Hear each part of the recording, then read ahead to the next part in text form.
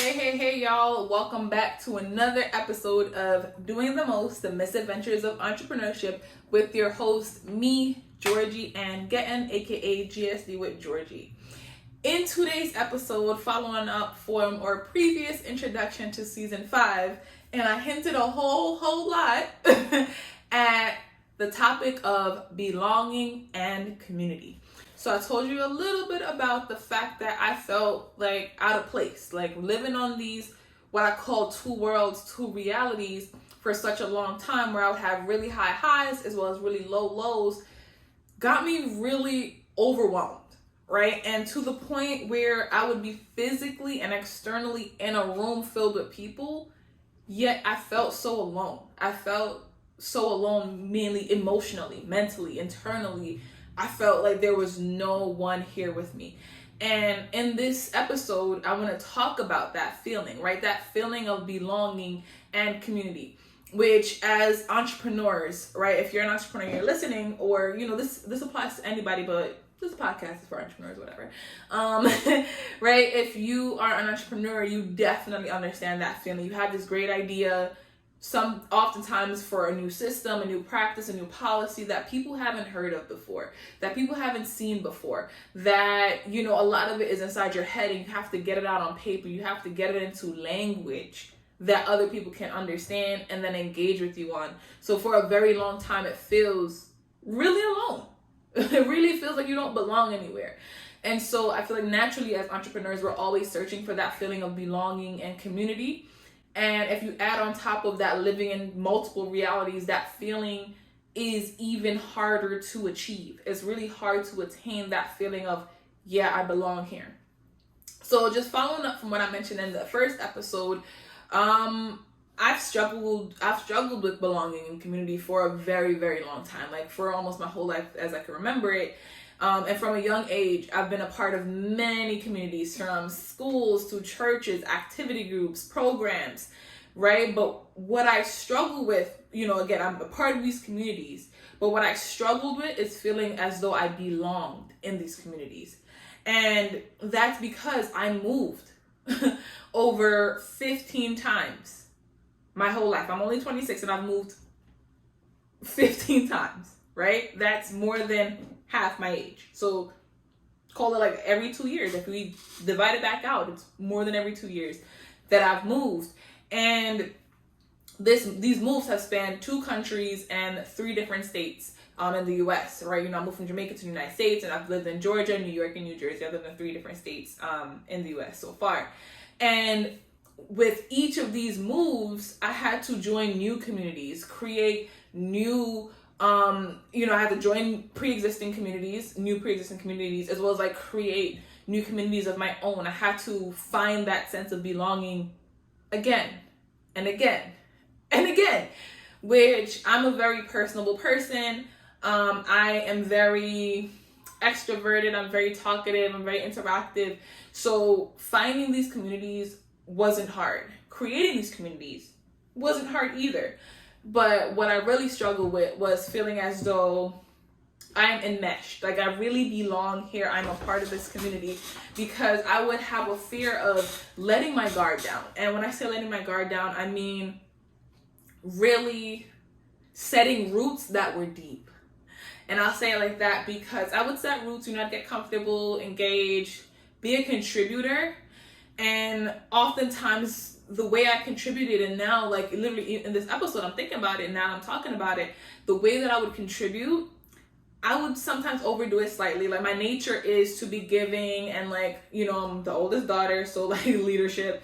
And like, so I would give a lot. And so oftentimes I would end up in a leadership position. I would take on a lot of I would take on a lot of tasks. I will lead projects. I'll give, directions. I'll offer support. And that's just my nature, right? Like I'm a doer. That's what, I show up in a space, and if I see something that I could help with, hey, do you need help? I'll offer that support. And so in these spaces, in these communities, I would be put inside of leadership positions, or more of like a, more in charge versus just like I'm participating. And that fed my nature.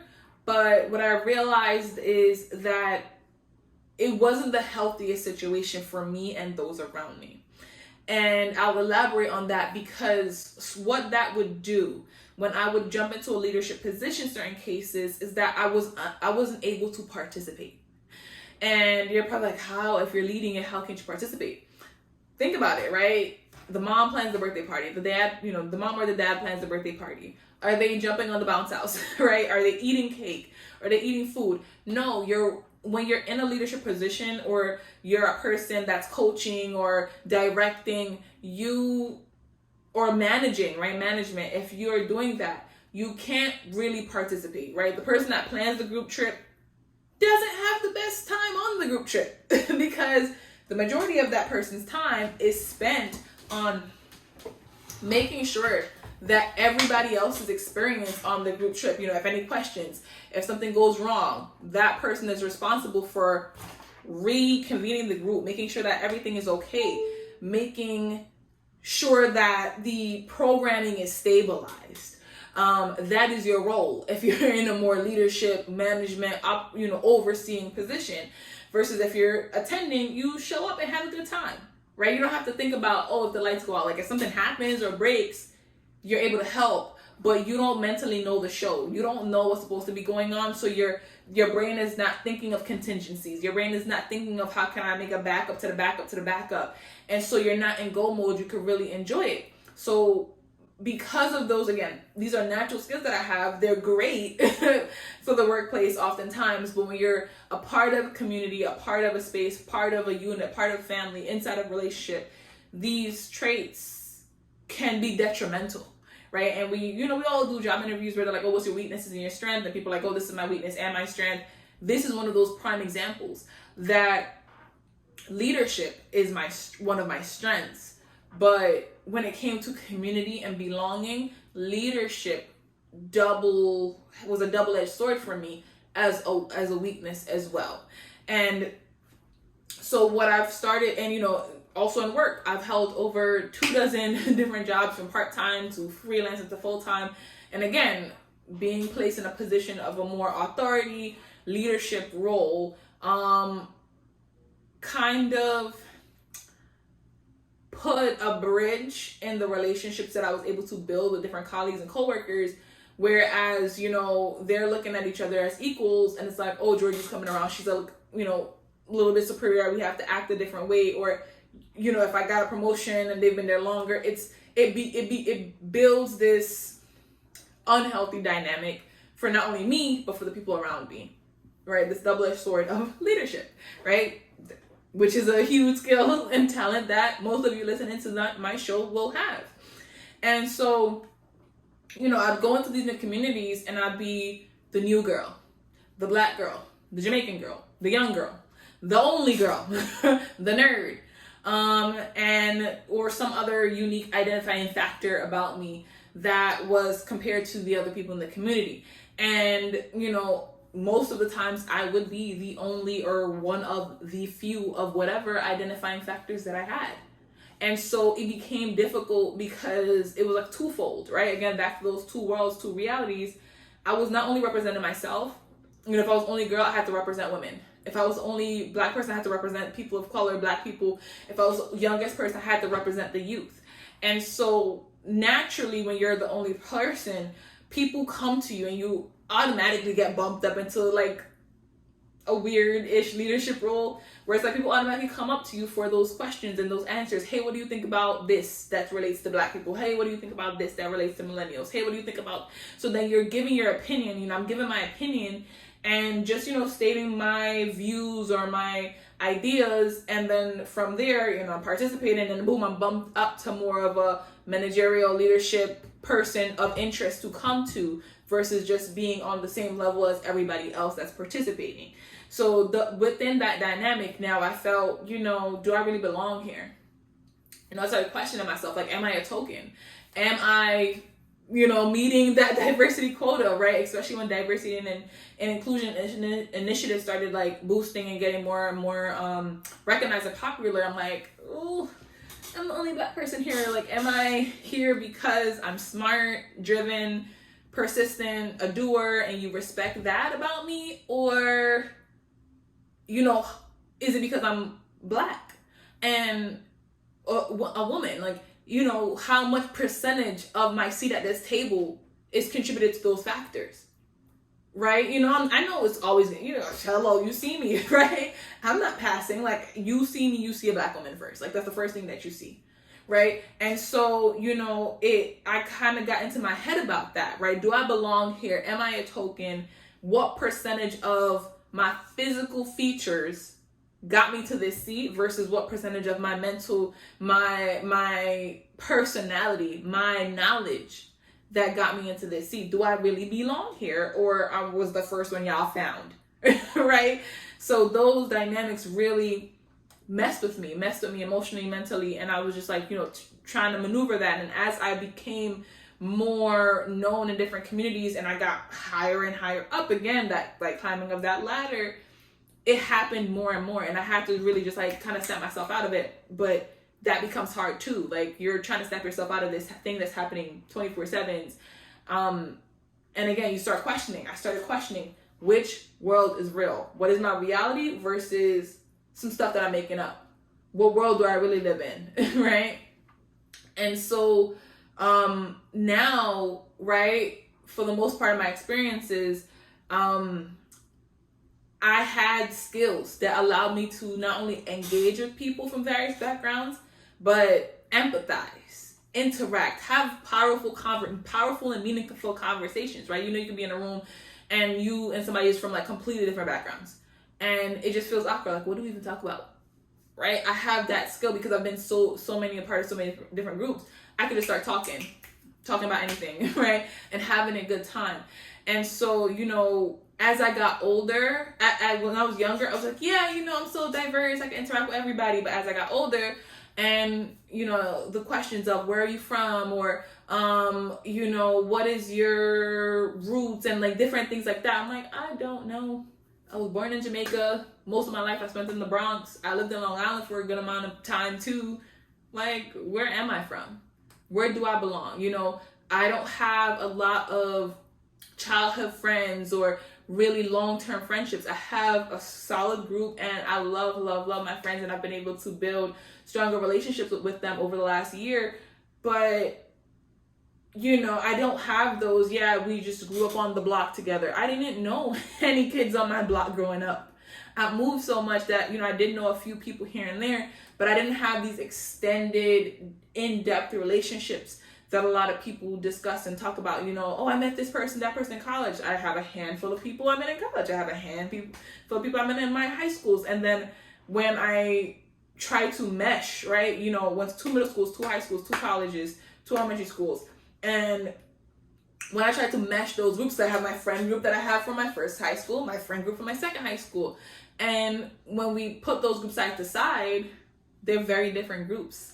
Not a whole lot, but there's a clear difference in the type of groups that they are. And it's just like, you know, they say you're the average of the 5 people you hang out with. And it's like, when you do my average, it don't make sense, because like, she's the average of these 5 people and these 5 people. This is, the math ain't mathing. And so with that, you know, again, because I compartmentalized, I had this reality, this reality, this reality. And some of my friends and colleagues will joke about it. They're like, Georgie, we had no idea you did that, or you had that experience, or you talked about that, or you have this and that, because I have so much. I be doing the most. I have so many different things that I'm a part of and that I do, and they align to different realities and different worlds and different friend groups. You know, it seems all great, but behind closed doors, I was struggling to feeling like as though I truly belonged. I know I could come and visit, right? You know, think of it as a hotel. Like, yeah, I could go and visit all these different places. I had a visa to access all these different places. But where could I set roots? Where did I really belong? And so I started to explore that, right? I started to call that out. Although I was welcomed and embraced in various communities, I still had that overwhelming feeling of, I'm an outsider. I don't belong here. I could visit here, but I don't belong here. And this feeling brought a huge sense of loneliness in my life, and just made me second guess myself even more, right? Like, Am I real? Am I just made up? Am I just like, what is this? What is real? What is not real? And so once I started calling myself out on that, I was able to dive into solutions to get out of my own head. And there's two major things that I did in order to dive into these solutions, right? The first thing that I did was say something. I said something. I spoke up about it. I identified this was an issue. It's messing with me a lot. I feel overwhelmed by it. I'm constantly thinking about it. I feel lonely, surrounded by people, feeling super lonely, super confused, super alone.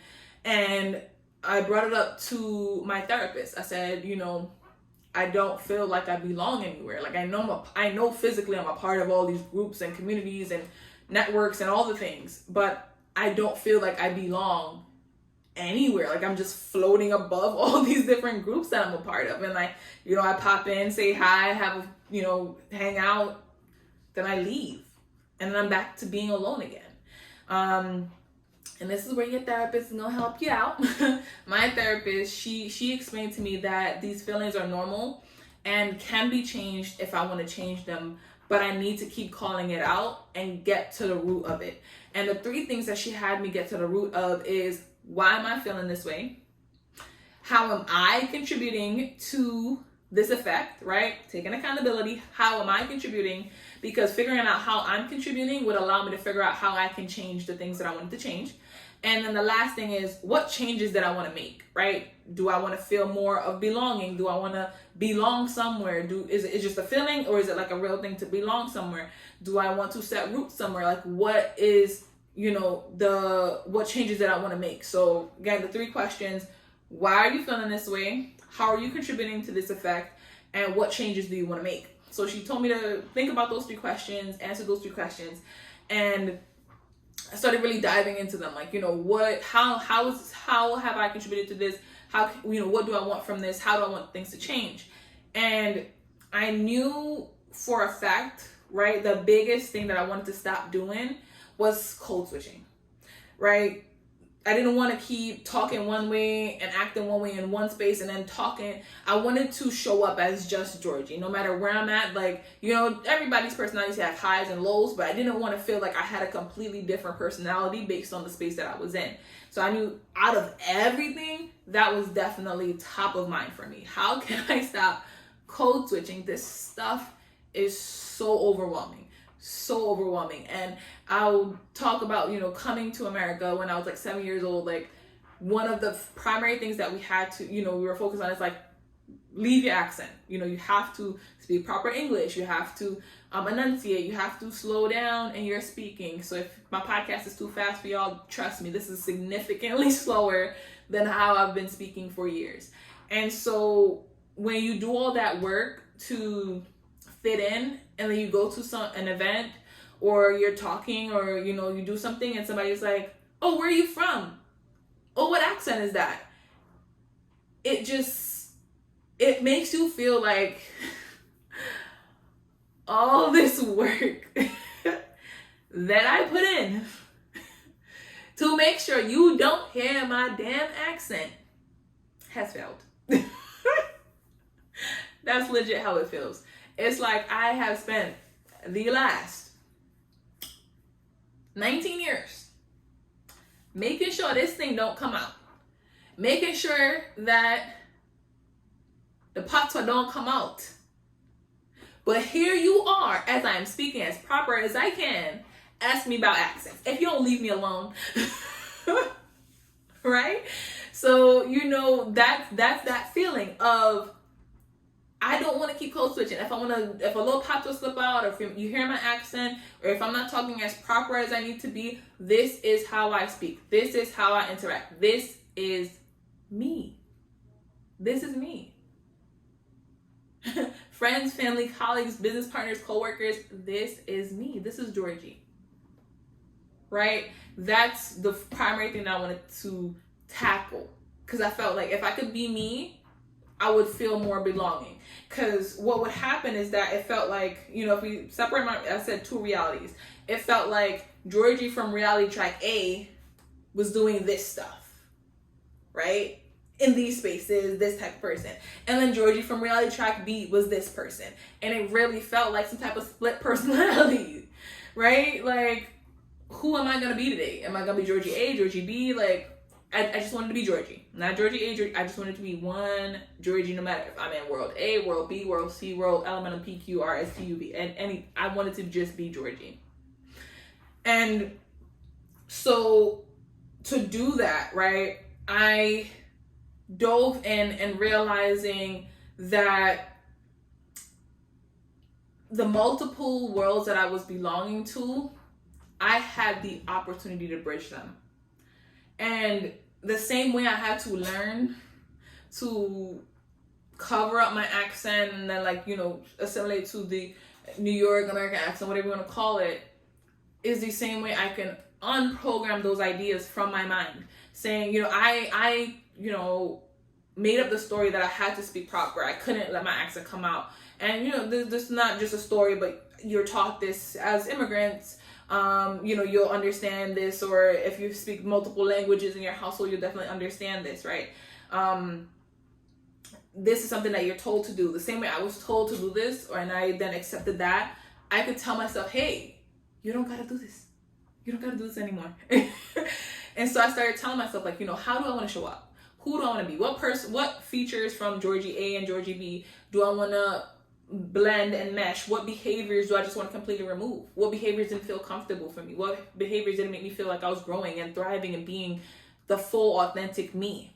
And so I literally made a list and started tackling that list, right? And I wanted to not just show up in spaces, I wanted to be present, set boundaries, and clarify rules of engagement. Like, how do you, this is Georgie, this is what she is with, this is what she's not with, and this is how you interact with her. Period. That's how I wanted to move through the world. So I made my list, made my boundaries, created my strategies, and started like living by it. It felt weird at first because I'm just like, oh no, I'm in this space, I have to do this. I'm like, no, we're not doing that. You're honing on your true self, and that doesn't look like code switching. That doesn't look like making up. Not making up, but that doesn't look like dimming down any part of my lived experience. That doesn't look like filtering down any part of my lived experience. And so, you know, I took a step back, right, in things that I participated in, places that I was, and stopped taking on a leadership role, right? I didn't adjust my personality in a negative way, but I'm like, sometimes you have to leave room for people to do things, whether that they fail or you have a better idea. Sometimes you just gotta let it go, right? And I realized I did have some control issues. You know, as an entrepreneur, founder, we all know we got a little bit, you know, you want stuff done, and you, especially if you have like a brain that is like consistently innovating, ideating, thinking of new, better, faster, stronger ways to get things done. But sometimes you just gotta let it be the old fashioned way. Yes, we can send a mail merge in order to send those 100 emails out in 5 minutes. But sometimes just manually send them. Just send them one by one. Nothing is going, the world will not end. Right? It'll take longer, and your brain is like, but I know a better solution. I know how to be more productive, efficient. We know. But it's okay. It's okay. Let the person, well, people take the extra hour, heck, 2 hours. Send them emails manually. Don't stress over it, right? It's not worth the stress. And it's, you know, it allows that person also the opportunity to learn and research on their own how they could have done it more efficiently, how they could have done it more effectively for the next time. But if you give them the solution fast, you take away the opportunity for somebody to learn. So I fell back in a lot of the leadership roles that I had and said, hey, I don't need to be president or director or manager. I don't need to be that. Count me in as an attendee, participant, check. Oh, leader, no, participant. Right? And that was a gift to myself as well as a gift to other people in the space, to not just jump it up, right? The kid that says all the answers, you know, we see this in school where teachers don't pick on the kid that knows all the answers all the time because, like, they're gonna know the answer. Allow other people to learn. And I had to learn to allow other people to learn. And remember, that same trait applies not only back in elementary school, but now in the real world in life. And I would cushion the fall of a lot of people around me, whether it came to business or personal stuff, because I'm like, oh no, don't do that, I'll help. And my help would come out to be detrimental because they didn't get a chance to fail. They didn't get a chance to fuck up. And if I know from anything that I've experienced through my life, failing has been one of my biggest teachers. Not getting it right, being able to try again, figure it out, pivot, change, adjust, grow, learn. That's what has taught me the best. And so I'm like, how dare I take this failure away from this person? That's not right. Sometimes, yes, you can help out, but so I stepped back in these leadership positions and I started playing the game. Instead of coaching the game, I started playing the game. Gotta get your head in the game. I don't know High School Musical, y'all, but I mean, I don't know if y'all know High School Musical, but maybe I'm aging myself. I already told you my age. Anyways, back to the talk. Come back with me. See how my mind go everywhere. But back, namaste. Let's go back in. All right, are we here? Yes, we're here. Okay. Instead of coaching the game, I was like, I want to play the game. I want to be a part of this. I want to be an attendee, a participant. And so that's what I started doing. I'm like, somebody else could lead. I'm going to step back. If somebody asks me for help, happily give you the help. If you ask me questions, fine. But I'm not going to take ownership of this. I don't need to, nor do I want to. I just want to show up, be Georgie, have a good time.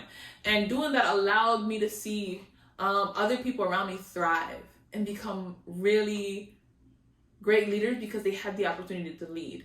And that was so important for me to see because a lot, I'm not gonna lie, certain people I just didn't trust with certain things. I'm like, you're gonna screw this up. And I realized that I didn't give people the right amount of space and opportunities to try. And if they failed, to then learn from their failures and then try again. And so it was a big learning experience for me.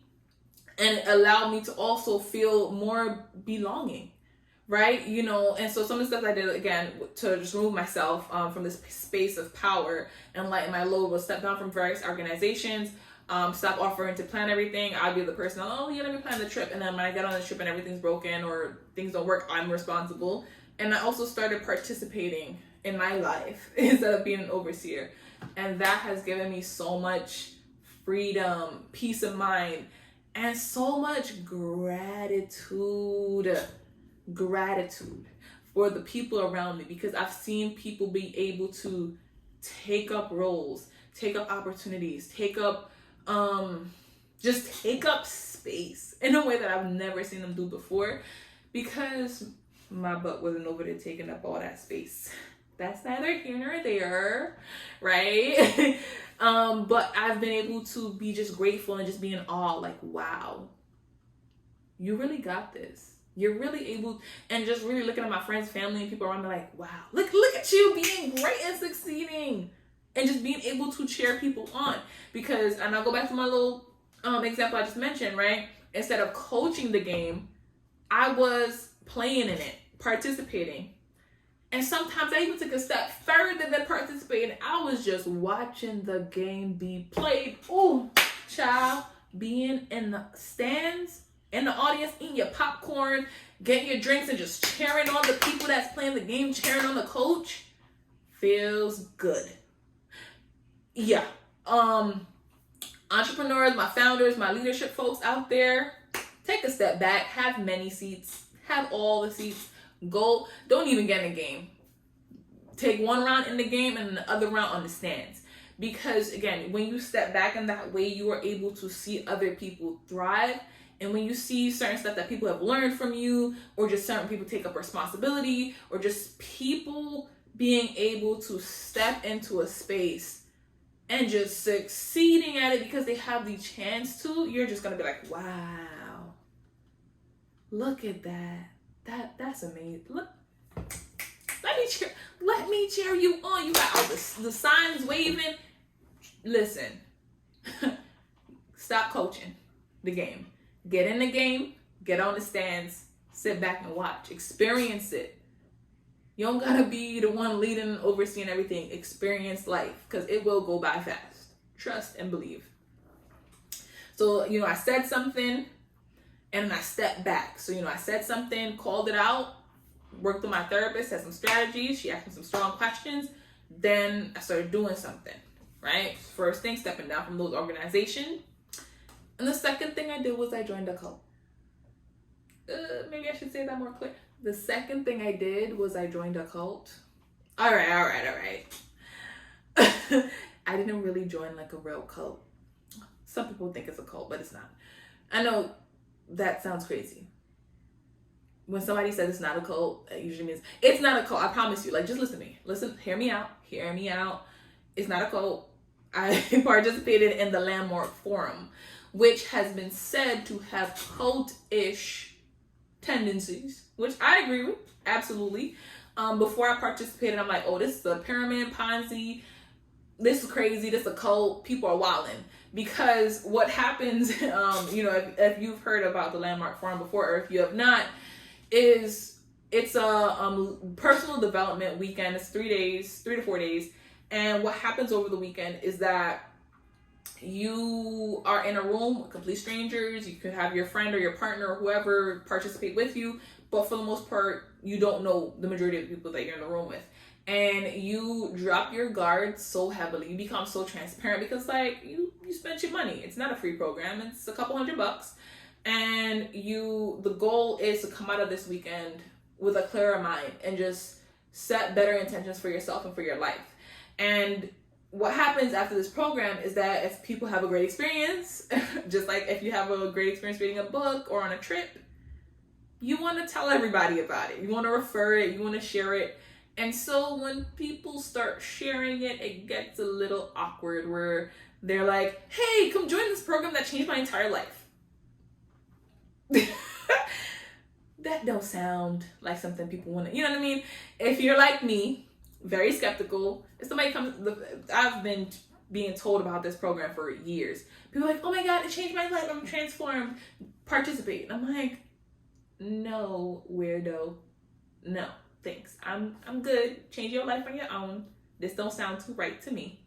I'ma keep doing what I'm doing. But so, people get that cult energy from it because, you're recommended to invite other people, as well as like people get really excited. And I had gotten to a point in my life where, again, it's about belonging in community, where I have felt so alone that I'm like, listen, if this shit is a cult and it's out here transforming lives like that, fuck it, sign me up. I said, if this is a cult, but it's out here transforming people's lives like that, sign me up. I don't even care no more. I'm alone. I'm tired of this. Y'all out here wilding. The universe is driving me crazy. I'm about to lose my mind. So sign me up. Because this is the last straw. And I spoke to some of my colleagues. And I signed up. And I spoke to one of my mentors that I really, really trusted. And she said she participated in the program. I'm like, you participated in this cult thing? This program? She's like, it's not a cult. I'm like, okay. But I trust her. So I trusted her. So I'm like, all right, I'm going to listen to what you got to say. And she explained the experience of the program. And I was like, oh, okay. If you participated, I trust you. And so if you're telling me it's not a cult and you're telling me this thing is legit, it's just intensive personal development program. And I've participated in multiple personal development programs, from mastermind groups to accountability bodies and in schools, like different things. I've participated in multiple personal development programs. So I'm just like, all right, if you're telling me it's just a intense personal development program weekend that gives really high quality results, and just the way I explained it, people get really excited, so they want to tell everybody about it. That's why it feels weird. I'm gonna trust you. So I signed up. She helped me get on board. She spoke to one of our other mutual colleagues. We met up. I did my deposit, got locked in, and that was like December 2019. I was supposed to participate in February 2020. Literally, I participated the weekend before the pandemic. 2 weekends before the pandemic. It was like February 27th, 28th, and then March 1st or something like that. And so I participated, had a great time, had a really high quality experience. And then before I participated, I was asking other like people one-off that I knew in my circle that were, that would participate in personal development programs. And more people kept on saying yes, they participated. I'm like, what in the world? If you told me about it, I would have been done it. You know what I mean? And they're like, I had a great time, but it does have its reputation. And if somebody asks me, I'll answer. So I'm just like, that's the same type of time I'm on. If you ask about it, I'll say yes, I had a great experience. I do recommend the program. It's in various, I think it's almost in every state. I did the New York program, and the instructors were great. The vibe, it was, I don't know how to describe it.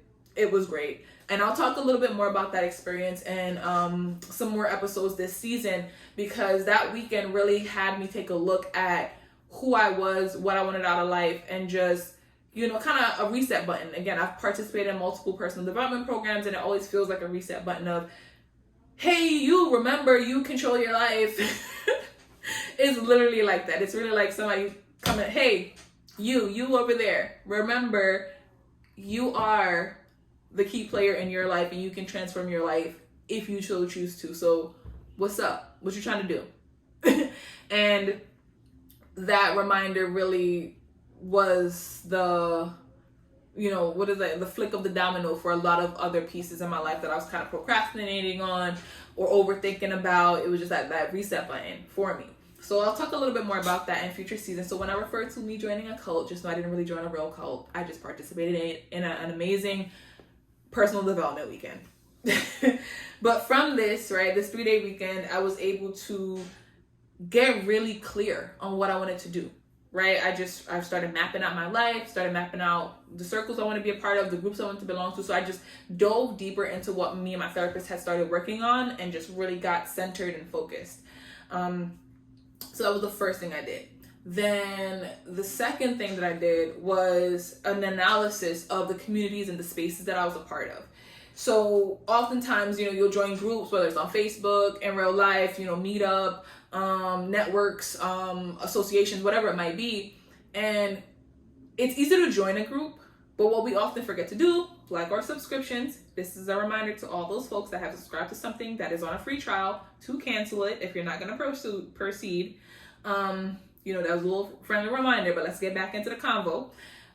What we often do when we join different spaces or communities, membership programs, is we forget to leave them. We just get comfortable, and when we outgrow these spaces, we don't change our roles, we don't leave it, it just still pops up in our feed. And I had to take a real look at the spaces that I was in, because just like if you're the average of the 5 friends, what spaces are you in? What content is coming through to you, right? We're on social media, we're on Facebook, Instagram, YouTube, newsletters, and this content is just being shoved down our faces. So it's just like, are you in the right spaces? Right? The space that you were in when you first started out as a founder, right? Those first Facebook groups that were based on founders and early, let me be specific, early stage founder. As a scaling 6-7 figure founder, that's not the space you're supposed to be in. Or if you're still in that space, you're not just a regular participant. You should be in a more leadership role or mentorship, because I know, some groups have mentorship opportunities. But I was still sitting in the same roles that I started in. And this put, content and things in front of me that were distractions, that weren't clear on what needed to happen. So it was, filling up my mind with information and just being in all these different spaces, and I felt the need to participate and talk back. So the first thing I did was a complete cleanup, remove myself from spaces that I outgrew, right? In spaces that I still could be a part of, restructured my role, restructured my position, like this is how I show up, I limit my interaction to this, or my role is this inside of that space, as well as just leave, right? Either leave or restructure. And that was the next thing that I did. And once I did that, now I started making sure that the future groups that I joined, and started seeking out spaces that I could really belong to. I could show up as me. That were the phase that I'm in life, right? If you're a first-time mom and you join a first-time moms group, and then I have 2 kids and it's been 10 years, You shouldn't be in the little mom baby group unless you're mentoring or like giving advice back to the other moms. You need to be in now a preteen group or an older group. Like, you have to be in the spaces that feed you, and again, that you're able to participate or even sit on the stands instead of not only being a coach. So you have to have that, how can I say it, that diversity in the spaces that you're in. So, you know, some spaces, yes, you're a leader, you're a thought, you're a manager, you're, you know, a high level person. Other spaces, you're a mid-level person. And other spaces, you're a beginner, because that's just how it goes. There's always going to be somebody that knows more than you, can mentor you, can help you grow. But if you're in every single space that you're in a leader, every single space that you're in a beginner, you're not really growing. You're not really transitioning, right? You're not really moving up the ranks. And so in order to truly belong, you have to be in the right communities. That was another thing that I had to realize. Like, I'm just joining these communities, but was I in the right communities? So I did a complete cleanup, left the ones that I outgrew, restructured my positions, as well as sought out and joined groups that were for the phase of life and career that I was currently in. And doing that allowed me to really focus in my energy and really, again, be a part of the game or on the benches versus just coaching the game.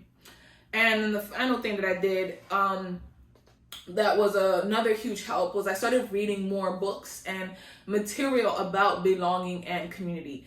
Because not only am I, I have my business, I'm a leader, I'm expected to create a sense of community within my business and a sense of belonging for my team members or my family, my kids, right? And so I had to understand better, and the content is out there, so I made sure I was front row seat to this content. And during this process, there was one book that I came across that I completely loved, and I think was one of the books that really, really helped me to see the big picture about belonging and community. And the book is called Braving the Wilderness by Brene Brown. And it's going to be on my website, GSD with Georgie, on the blog post that accompanies this podcast episode. But that book, right, there was two things, like two quotes, key learnings that really stood out to me from this book. And the first one, it says, being ourselves sometimes means to have the courage to stand alone, totally alone. And it's funny because it's like I'm talking about belonging and feeling lonely and wanting not to feel lonely, but this quote stood out to me so much because I struggled with feeling like, am I my true self, right? Like, I'm these multiple tracks, these multiple people, and I was struggling to figure out, am I being my true self? Am I being authentic to myself and the people around me? And so when I realized, by this quote, it's like being ourselves sometimes means to have the courage to stand alone, totally alone. And that's okay. That's real, right? These multiple worlds, these multiple realities, belonging, these feelings, loneliness, it's all real and something that we must experience in order to come out at the other side stronger and better than we were before. It just really made me feel whole within this process, because at first I felt so lost. I'm just like, who does anybody else feel like this? Does anybody experience this? And then when it was said that, oh, this is a normal feeling, this is a common feeling, it grounded me into being more patient with myself, right? More patient that I'm learning and going through a process that doesn't need to be resolved overnight, and I will come out at the other side, right? It gave me the confidence and the belief that I will come out at the other side of this okay. I just have to go through it. There's no way around it. There's no way, like, the only way out is through. And that quote, reading that part of the book, allowed me to accept, like, the only way out is through. Being ourselves sometimes means to have the courage to stand alone, totally alone. The next quote in Braving the Wilderness by Brene Brown was, and this one hit hard. True belonging doesn't require you to change who you are. It requires you to be who you are. So again, that theme of becoming more of yourself in order to feel that you belong. So when I was feeling like I was all these different people, or not these different personalities, or had to show up in these different ways, it was hard for me to feel like I was my one true self. and that I belonged. And when I, again, decided to stop code switching, to build and, be more content with one full experience of myself, it allowed me to, again, bridge that gap between the multiple spaces and multiple worlds that I'm participating in, as well as feel like I belonged in the space that I was in. Because it wasn't that, I was the only Black person in that room, and that meant that I didn't belong, right? Because I was only taking that one part of my existence. But I was a mom, I was a techie, I was an entrepreneur, and that's what the space is about. I'm also Black, that's a part of me, but that is not the reason why I'm able to be in this space. It's a part of my lived experience, but not the only reason. And I'm not a token, and I'm not just here because somebody said, oh yeah, she looks cool, but I do belong in this space. I have earned my seat at whatever table that I'm at, and I am valuable, right? Accepting and learning that allowed me to believe in the true belonging. Like, yes, I do belong here, right? Because it's so easy to count ourselves out, like, oh yeah, I don't match because of this, but forgetting of the reasons why we do belong in that space, and being my full, true, authentic self and carrying that with me everywhere that I went allowed me to see, oh yeah, I do belong here. I am a part of this team, and I deserve my seat at the table. So yeah. And now I want to conclude this episode. This was a little intense. And I want to conclude this episode with, right, the concept and just what I've learned through researching, researching and reading about belonging in community, talking to my therapist, participating in Landmark Forum, restructuring the way I live and experience, and how I belong in my communities that I'm in, is that in the end, I belong to myself. In the end, I belong to me. And that's what matters most, right? This idea that I have to only belong somewhere, wherever I'm at, I belong there because I belong to me. And this was just a powerful thing to acclaim and to own, right? I belong to me. Like, say that out loud, y'all. Like, just to say that out loud and that believe it as the truth that it is, allowed me to not overthink as much, to not feel the need to shift, to not feel the need to give up or give in or overwhelm. It just brought this level of peace to my life. Like, I belong to myself. I belong to me. So wherever I'm at, I belong there. And I want to end this episode with a final quote that was inside of Brave in the Wilderness by Brene Brown. But this quote actually was not by Brene Brown, but by one of her most influential people in her life, as well as mine, Maya Angelou. And so this quote, it says, "You are only free when you I'm gonna start over because that was crazy. Again, Maya Angelou, I can't mess up her words. You are only free when you realize you belong no place. You belong every place. No place at all. The price is high. The reward is great." And that, definitely read the book if you can, but Brave in the Wilderness by Brene Brown. That quote has a lot of unpacking, but it comes down to the same moral that I said. You belong to yourself. So in the end, you belong wherever you say you do. You belong wherever you show up your full self. You belong where you are valued, you are appreciated, and you are supported. So now I feel definitely a greater sense of belonging, and I'm able to thrive in more of my relationships, be able to see the bigger picture of this experience that I'm going through and not feel like, oh my gosh, overwhelmed and not a part of this. Like, I am a part of this. I'm a part of all of it.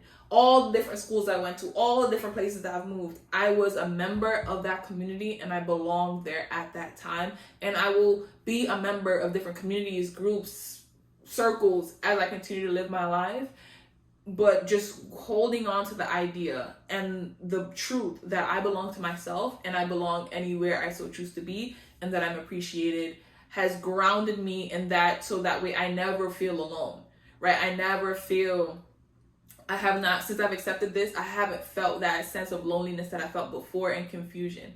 So I hope this episode has helped somebody out there. If it's helped you and given you some value, definitely tweet some stuff, put it on social media, support my Patreon campaign for the podcast production, as well as check out some more materials that we have at gsdwithgeorgie.com, and keep tuning in. Rate the podcast, leave some comments, and tune in. Coming up next, what I'm going to be talking about is habits and boundaries. And I know y'all not ready for that, or entrepreneur people out there. I know this was one of the hardest themes for me to maneuver. And again, I'm going to share some personal stories, some tangible things you could do, as well as some book recommendations and life learning. So tune in for the next episode of Doing the Most, the Misadventures of Entrepreneurship. And I'll see you over at GSD with Georgie on all social media channels if you want to continue the conversations. Thank you so much, and we'll see you next time.